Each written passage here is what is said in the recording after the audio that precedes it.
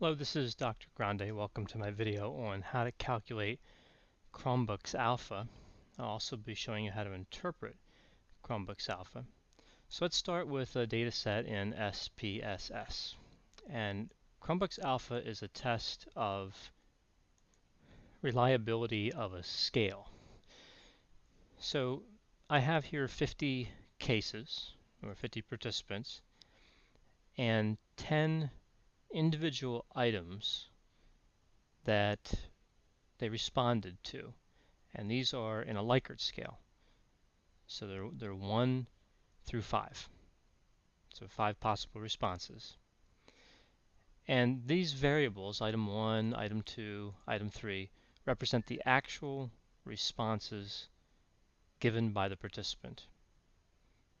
So on item 1, for participant 1, the response was 3, and item 2 is 3, and so on. Chromebooks Alpha is a popular method to determine reliability when working with Likert scales, which is why I selected a Likert scale for this example. So as you can see, these are not scales.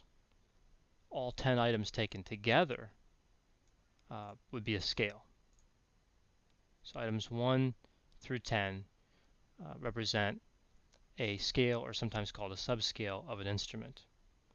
Chromebooks Alpha does not work to determine the reliability of just one item. You have to have a series of items. In this case, we have 10. Now, looking at the variable view, you can see these are loaded as ordinal. And I know there's differing opinions regarding a Likert scale. Is it scale, like this, or is it ordinal?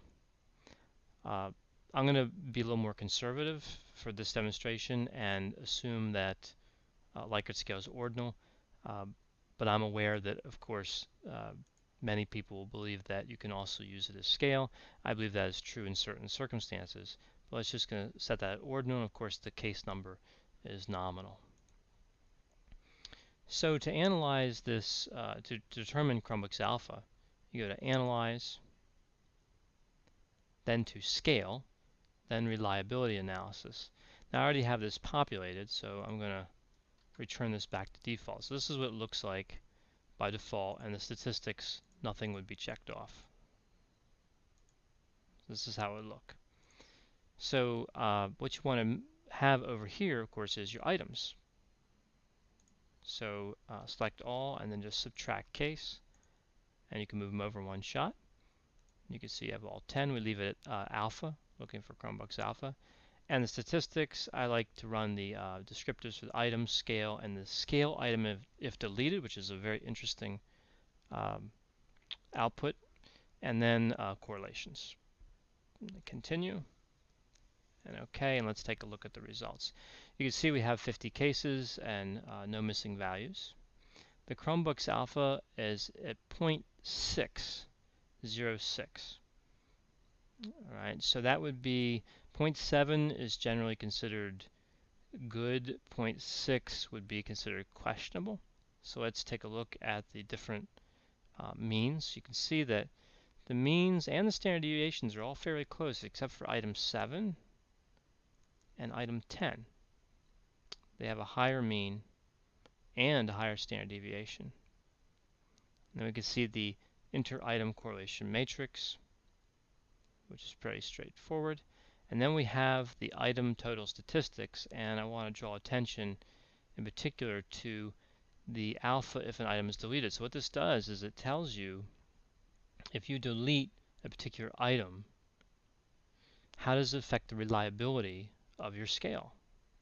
Now we know that it's 0.6 right now, so if you delete item 1, that would decrease it.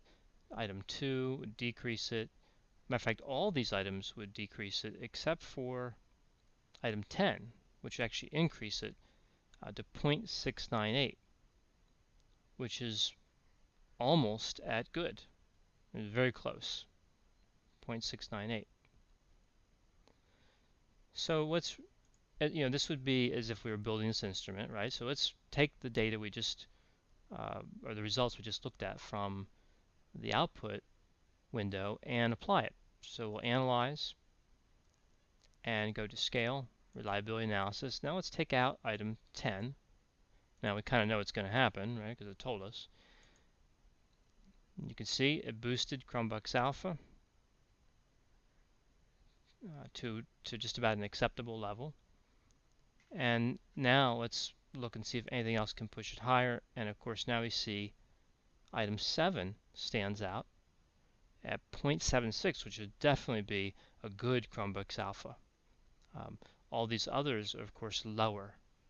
Items 1 through 6 and items 8 and 9 will give us a lower Chromebooks Alpha, right? Lower reliability. So we'll go back, analyze again, and this time we'll remove item 7. And we can see now Chromebooks Alpha is increased to 0.76 using just 8 of the 10 items. That's important. These are the 10 items.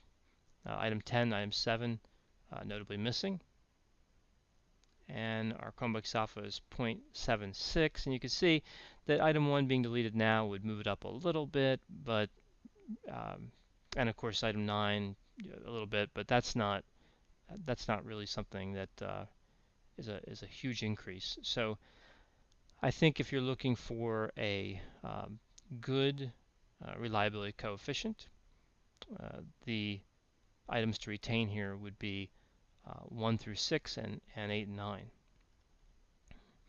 And that's how we use, that's how we interpret Chromebooks Alpha, and that's how we use it to decide which items potentially to delete to increase the overall reliability of an instrument. So as you can see, Chromebooks Alpha is a useful statistic to calculate, but I do want to provide you with a few cautions about its use. The first is that all other factors being held constant, you'll get a higher Chromebooks Alpha if your data is normally distributed than if it's positively or negatively skewed. Also, if you have a high Chromebooks Alpha, for example, say a 0.95, that doesn't indicate that there is one dimension, one construct. In order to determine how many constructs there are in an instrument, you'd have to use a factor analysis. Chromebooks Alpha is simply a measurement of internal consistency, of reliability. It is not an indicator of how many constructs are being measured by the scale. I hope you found this video helpful. As always, if you have any questions or concerns, feel free to contact me, and I'll be happy to assist you.